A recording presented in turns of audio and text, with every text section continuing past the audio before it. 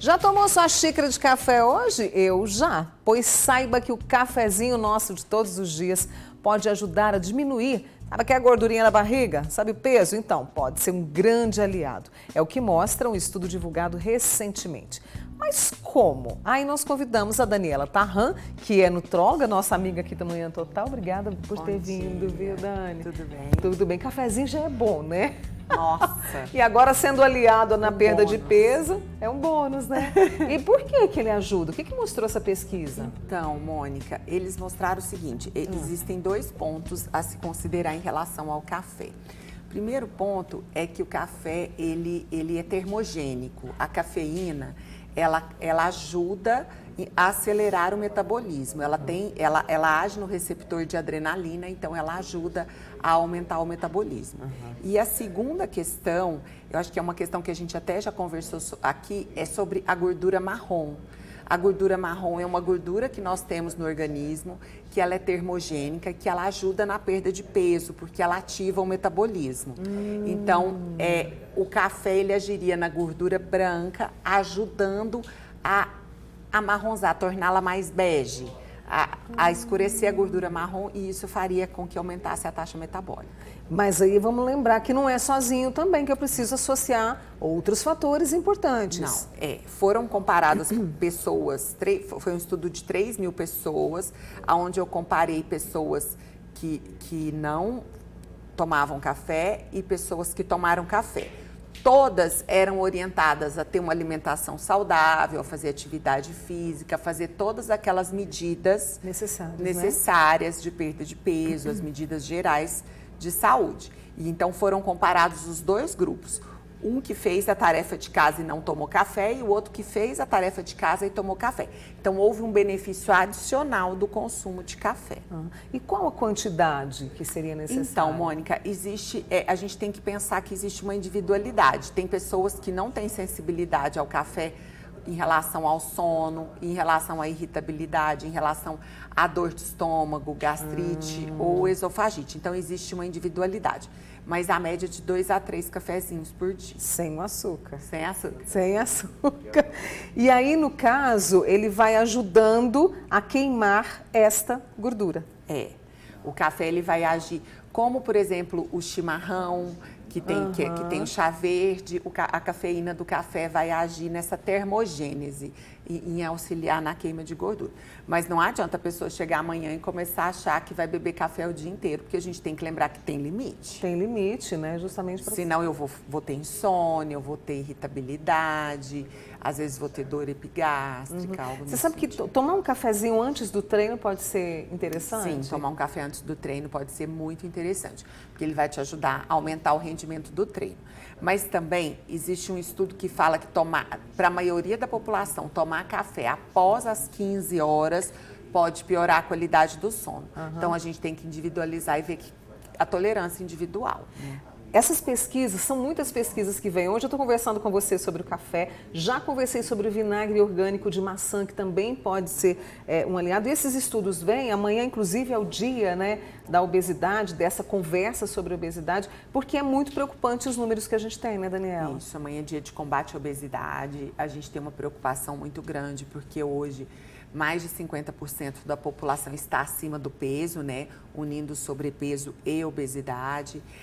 Isso vem piorando em todas as décadas de vida, né? Então, antigamente as pessoas iam ganhando peso após a 4ª, 5ª década de vida. Hoje a gente já vê isso começando muito cedo. Então a gente precisa alertar, é uma doença crônica, é uma doença que não tem cura, ela tem acompanhamento, não é falta de vergonha na cara, não é falta de querer. Existem 200 genes envolvidos no processo, 70% dessa obesidade é genética, então assim, aquele paciente que tem obesidade genética, se ele tiver, se esforçar, ele vai ter que se esforçar muito mais do que uma pessoa que não tem.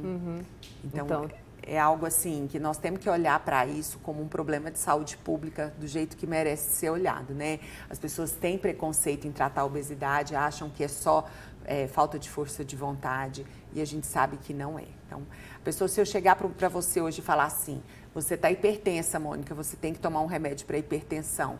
Você vai sair do meu consultório tomando, mas se eu falar para você ou para qualquer outra pessoa, você precisa de um tratamento para obesidade, então ainda tem muito preconceito. Então, você falou do preconceito e parece que há uma resistência em não entender a gravidade, né, do problema, e parece que mistura também ali o medo, a questão da iniciativa, para a gente tratar. E assim, porque é menos vida, mais problemas, né? Sobrecarga no sistema de saúde público, que está custando a dar conta das coisas. Então, é isso. É isso. Então, assim, as pessoas precisam começar a olhar como um problema que não é falta de vergonha, e aí tem o preconceito tanto do indivíduo com a obesidade, quanto da família ou dos amigos que o condenam quando ele vai fazer uma cirurgia bariátrica, mas as pessoas não entendem o que é estar na pele daquela pessoa.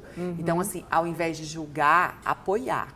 É apoiar, né? Apoiar. E tem uma preocupação também em relação às crianças, não tem, Daniela? Sim. Porque o número é alto também entre elas. O número de obesidade infantil nos últimos 20 anos, ele vem crescendo exponencialmente.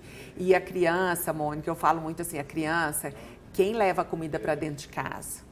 Quem compra a comida são os pais. Então, essa educação tem que partir dos pais, porque a criança, ela não vai ter acesso a um alimento de alta densidade calórica. Às vezes, um achocolatado em caixinha é o mesmo valor de eu comer um pão com queijo, de eu tomar uma xícara de café com leite. E aquilo ali é muito hipercalórico. E quem que vai levar esse tipo de alimento para casa? São os pais. Que tem que estar atentos a isso. Você falou da questão de alimentação, a gente não presta atenção na alimentação. E sempre culpa, nós estamos vivendo uma alta de preço significativa por uma série de fatores, mas a gente sempre põe a culpa nisso, né? Sim. E não pensa que essa forma mais saudável, a comida de verdade, que é o ideal para a gente poder evitar a obesidade. A comida de verdade dá mais trabalho para preparar, a outra já vem pronta. Eu vou ter alimentos caros e baratos, tanto na comida de verdade quanto na comida ultraprocessada.